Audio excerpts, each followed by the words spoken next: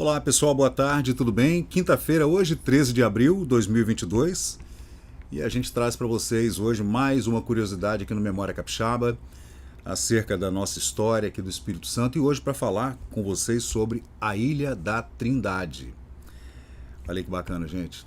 Trazer aqui para vocês, tem um mapa aqui da revista Manchete de 1979 e nessa época a Marinha do Brasil, o governo brasileiro estava pensando em construir na Trindade uma base naval permanente, né? É claro que a gente sabe que a Trindade ela pertence à Ilha de Vitória e ela serve para alguns movimentos da Marinha do Brasil, lá do Exército Brasileiro, da Aeronáutica Brasileira, né? Alguns movimentos de treinamento de guerra, né? E nessa época, em 78, 79, existia a possibilidade da construção de uma pista permanente, um aeroporto militar na Trindade, que seria construído ali naquela enseada onde vocês podem ver ali aquele risquinho vermelho, que seria a base militar, né?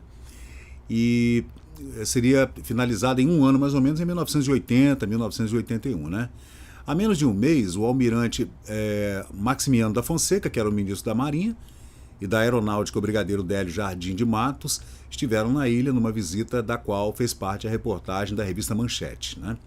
Um campo de pouso avançado em Trindade, diz o brigadeiro Délio Jardim, irá assegurar o controle marítimo e aéreo do Atlântico Sul. O almirante Maximiano da Fonseca concorda plenamente com o ponto de vista do seu colega da aeronáutica.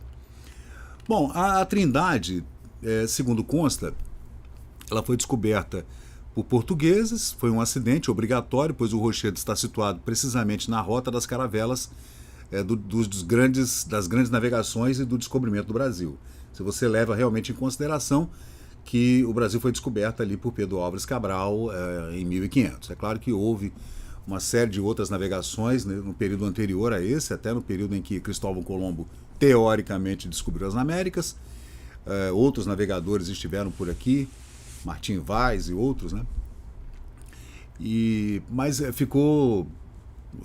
todo mundo concorda que os livros de história dizem que foi Pedro Álvares Cabral em 1500, mas de qualquer jeito ela foi doada depois, porque estiveram aqui Estevão da Gama, João da Nova, o Martim Vaz que eu já falei, Afonso de Albuquerque, Tristão da Cunha, outros navegadores que passaram por aqui antes de 1500, né?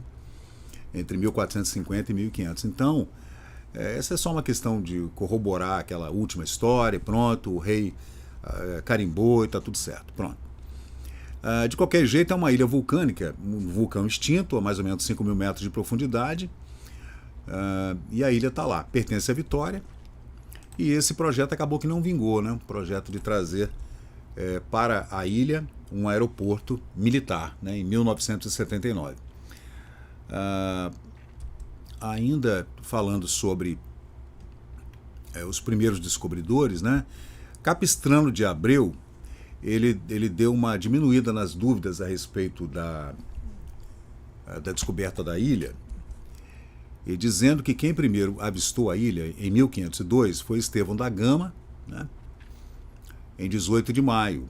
E o Estevão da Gama era companheiro de Vasco da Gama na segunda expedição de Vasco da Gama para as Índias, né? A ideia era encontrar um caminho direto para o comércio de especiarias no Oriente. Então era uma dificuldade realmente. Pelo Pacífico é impossível, né? Porque o Pacífico tem águas muito perigosas, né?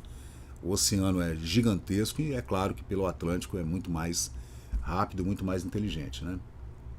Isso antes do canal de Suez, né? Ficar pronto. E ali no Egito, entre o Egito e o Oriente Médio. Então, nessa época, fisicamente a Trindade, na verdade, ela é um conjunto de basalto vulcânico que tem uma geografia muito acidentada, tem um maciço submarino central, que vem das profundezas do oceano, ali a mais ou menos 5 quilômetros de profundidade, né? E é uma ilha que foi descoberta então em 1502, ela só ficaria realmente sob domínio dos portugueses em 1538, quando o rei de Portugal, Dom João III, né, entregou a ilha a Belchior Camacho, que era cavaleiro da Casa Real Portuguesa. Mas aí a Trindade foi invadida várias vezes, né, gente? Porque é uma ilha muito afastada, no meio do Oceano Atlântico, então isso aconteceu várias vezes. A primeira foi em 1700, quando aportou por lá um navio, uma corveta, chamada Paramore Pink, que vinha a bordo com a sua tripulação também o Edmund Halley, que depois deu o nome ao cometa de Halley, né?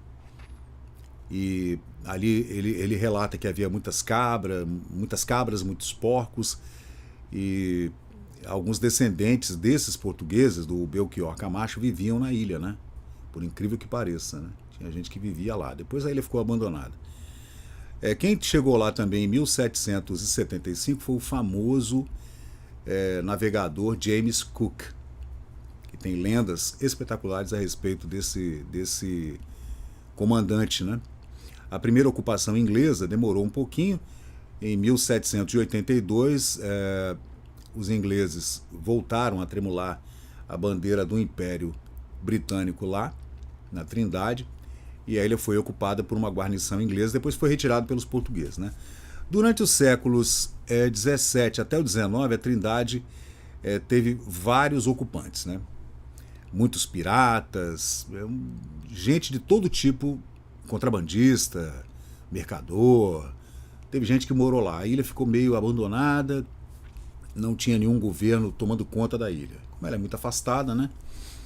Então, dizem até, como eu já falei no primeiro podcast que eu gravei, o primeiro vlog que eu gravei aqui para o canal Memória Capixaba, foi a respeito desse tesouro da Ilha da Trindade. Esse vídeo ficou um pouquinho longo, passou de 20 minutos, aí eu tive que editar em 2 partes, acabou que não ficou legal.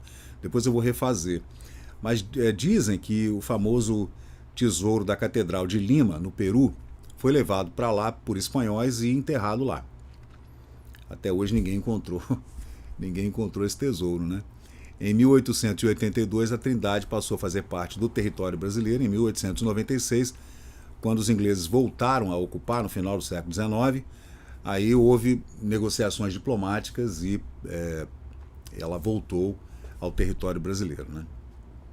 Inclusive lá, durante o século XX, até meados do século XX, muita gente ficou presa lá porque ela virou um presídio, né? Muita gente famosa ficou presa por lá. Sei lá, Eduardo Gomes, Juarez Távora, Valdomiro Lima, foram pessoas que ficaram presas lá, exiladas, né? E essas assinaturas ainda estão lá e são pontos, e é um ponto turístico, né? Onde você pode ver essas assinaturas desses ex-presidiários na Trindade. Então é isso, essa matéria eu colhi na Biblioteca Nacional, no acervo lá da revista Manchete, que é um acervo sensacional, a revista era maravilhosa, né? Eu fico pensando, né, como é que pode o Cruzeiro e a Manchete terem acabado, que eram 2 revistas maravilhosas, né? Aí, uma curiosidade, que entre 24 e 26, a ilha foi presídio político, né? Ainda na Primeira República, né? Na República Velha. E depois aí tem os relatos a respeito da Marinha do Brasil querendo fazer da Ilha da Trindade um ponto permanente e com um aeroporto militar na ilha, né? Então é isso, gente. Esse é o Memória Capixaba. Eu sou Fábio Pirajá. A gente está sempre aqui trazendo essas curiosidades para vocês que acompanham a gente aqui no Memória Capixaba, no Facebook, no Instagram, no Twitter, no TikTok, em todas as redes sociais. Valeu, gente. Obrigado e até a próxima.